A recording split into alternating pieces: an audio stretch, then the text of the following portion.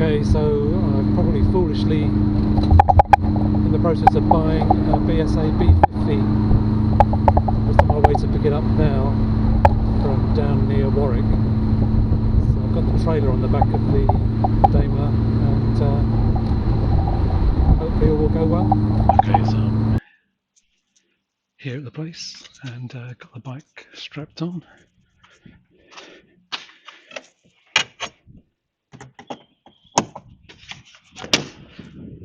And yeah, it looks actually better than I thought it was going to be. So hopefully it'll make the journey home alright. And I can have a look at it properly.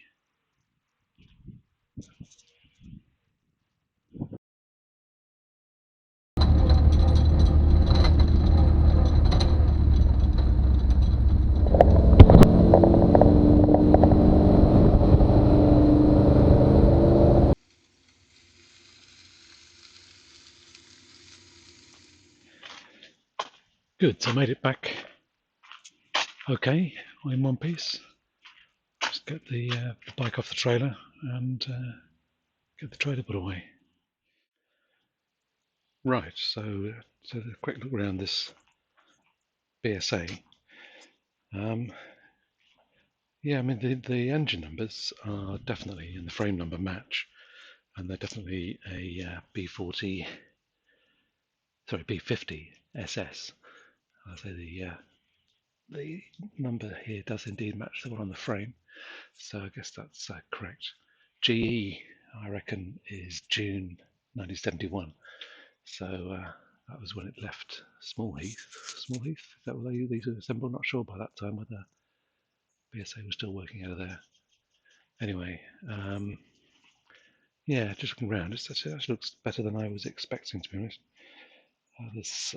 If anybody knows anything that I don't, that would be very much appreciated. But it looks to me as if the front wheel is definitely not original. It's got an alloy rim, and the hub doesn't match the SS spec, which should, I think, be twin leading shoe with a duct on it. So this has been changed. It's a single leading shoe. Whether it's a BSA hub, I'm not sure. It has got the speedo takeoff coming from it, which comes up to a Japanese speedometer, Nippon, which again obviously isn't original. So maybe the hub is Japanese, not sure. Looking around the back, this does look like the original wheel, steel wheel, conical hub, as it should have, but it's also got a gearbox, got a speedo gearbox on it, which I assume is the original and would have driven a Smith's speedo. I've seen photographs of the cable running along up to the speedo, so that's obviously been changed. The exhaust, I mean, these springs aren't original. Someone's drilled the fins to put these springs on, although this tube looks original, the first section. Again, clearly the silencer isn't, but I think that would have fed into the lozenge shaped original silencer. Looks as if the points, or at least there's a funny braided cable here running back to this area. Silicon sealant on there, sealing it into what I assume are the points. Might be nice if there was electronic ignition, but I'll check that out in a little while. The gear lever is really nice. Actually, I like the way it tucks in. Again, I'm not sure whether that's original. Looks like it could have been sort of cobbled together slightly, but so that could well be a factory original. Quite a short clutch lever. The clutch is really stiff. It might just be the cable. It looks to me as if the bike was being used until it was just put away one day and left to stand for many years, thankfully in a dry environment. it doesn't look as if there's anything obviously broken, and then that's been the cause of it coming off the road. Turns over okay. I haven't tried to start it yet, and there's no fuel in it. Yeah, and the clutch, sorry, the valve lifter works fine. Lever's a bit of a funny angle up here, but certainly works. Again, obviously these mud guards are definitely not original. Some kind of Mudder, M-U-D-E-R, Preston Petty Products. This one's obviously been bent slightly, probably stood with something, holding it in the wrong shape for many years, leant against a wall or something. So that'll straighten out over time. Rear mudguard, again the same manufacturer, Mudder. And interestingly, it's got this parking permit, University of Colorado. So that's obviously where it came from. Very non-standard light, but it has got 3 wires going to it, so it's got a stop light as well as side. And this looks like the original style, at least, of brake light switch. Not sure about the shocks. I guess those could well be original. So the rear hub looks as it should, with the lever on the top and this style of adjuster. The spring, return spring, looks okay. Chain could do with a bit of oil. It's got this chain guide. Again, I assume that's original, as the torque arm as well. This chain guard looks original from what I've seen in photographs as well. The tank is definitely steel. A couple of chips, and it's obviously been repainted. But looking inside, it's spotless. You won't be able to see that, but it's obviously been coated with, you can see it here, the grey, the epoxy type tank sealant. So it looks very nice inside, but on the other hand, I guess that means that it must have been leaking. So presumably there is some thin area somewhere that's led somebody to put some sealant in it. But having said that, so it looks very clean inside. Oil.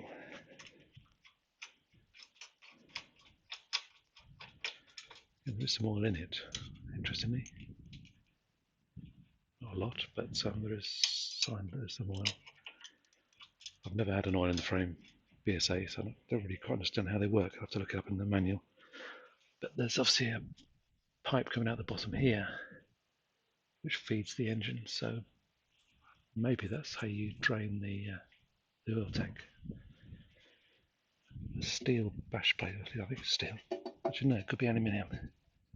But there's a bolt missing here. Whether that means this thread is stripped, I don't know. Bolt there, or screw at least. Presumably you take these off and then you can undo that oil joint and drop the oil out.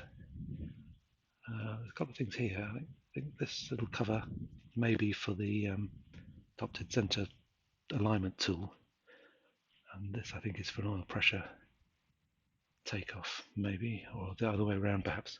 I need to check that out. I think this is 30mm carb concentric amal, which again I assume is probably standard, or at least original fitment. On the top, the handlebars could well be original. They certainly sort of match this style. Levers likewise. There's this horn button being added, obviously. The headlight looks as if it could be original. It's got all the right sort of features. The mounting brackets look to be correct, and the lights on here and these little rubber sort of shields look correct, and the light switch as well. So maybe that's okay. I haven't found an ignition switch yet, and the electrical box that on the originals should be under here somewhere with the reflectors on the sides. No sign of that at all, so the electrics have obviously been fairly comprehensively modified. And this horn, of course, has been added at some point. So this slightly dodgy looking wire from the button going down here. And there's a dip switch over here, and I think that's a horn. Well, maybe that's a horn. Don't know. Anyway, that looks like the original loom coming up to this non-standard switch. So you know, I need to investigate the electrics around this side. Again, it all looks pretty clean. It's obviously dusty and a bit sort of it's been stood for a while, but doesn't look too bad. The forks as well, and there's a very surface rust on there. I mean, these forks look original to me. This is slightly sort of moist, so maybe the seal's gone there, but overall it's not bad at all.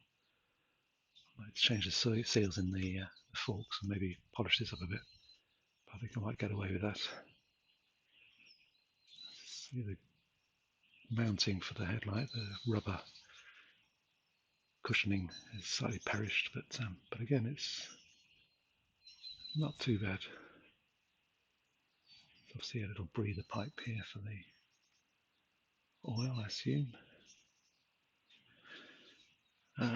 So yeah, the all this area has got this PVC fabric covering in sort of motocross style. The breather is correct. I think this oil breather in the primary chain case, that's got some sort of sealant on it. It doesn't look original. No broken fins or anything I can see, so that's all good. It does look very long. Not sure where that would be, whether that's original or not, but probably nothing to worry about too much. I just noticed that there's two taps. Maybe one's a reserve.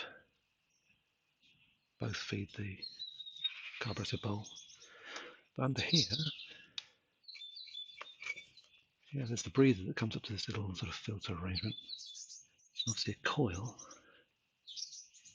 and there is an old-fashioned selenium rectifier on the other side, rather than the more modern Zener that I thought I would find.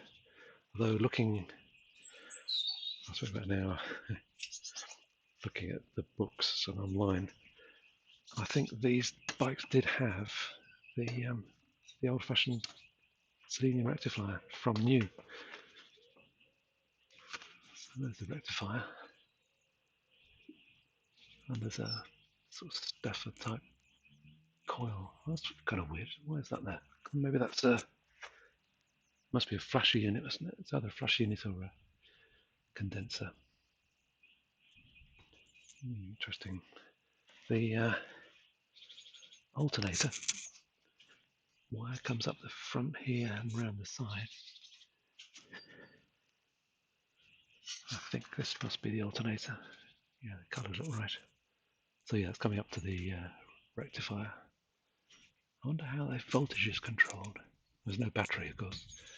At least not what I've seen so far. Yeah. Maybe whip this cover off and just see what's under there, whether it's the conventional points or something else. Oh yeah, just points. Can I assume those are original? But looks to be in reasonable condition at least. Is that a felt oiler? I think it probably is. Slightly frayed, but yeah, not too bad. Quite nicely the way this braided cable has been sealed into there. Quite neat. I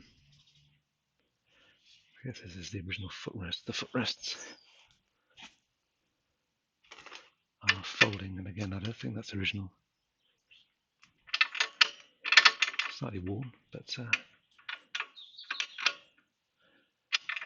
They're the same on both sides. The swing arm adjuster looks fine. Stainless steel Jubilee clips on here to save to this non-standard exhaust. I guess it's quite noisy. Right, so there we go. Interesting. I had thought originally I would take off these mudguards and maybe put on some aluminium ones and just generally tidy it up. I'm not planning on doing a serious sort of ground up restoration, just to tidy it up and get it running reliably. But I think I might leave the yellow stuff on, maybe paint the tank. Well, I definitely need to paint the tank again. Whether I paint it yellow or not is another question. But yeah, overall I'm quite pleased. Plenty to tinker with, but I'll see what I can get away with. Hopefully the engine doesn't need to be rebuilt. Probably need to rebuild the forks and obviously change all the fluids and flush things out. That sort of thing. Clean the carb, check that the brakes are okay and that all the cables are lubricated. But for a start at least, that might be enough. And I can just treat it as a rolling restoration.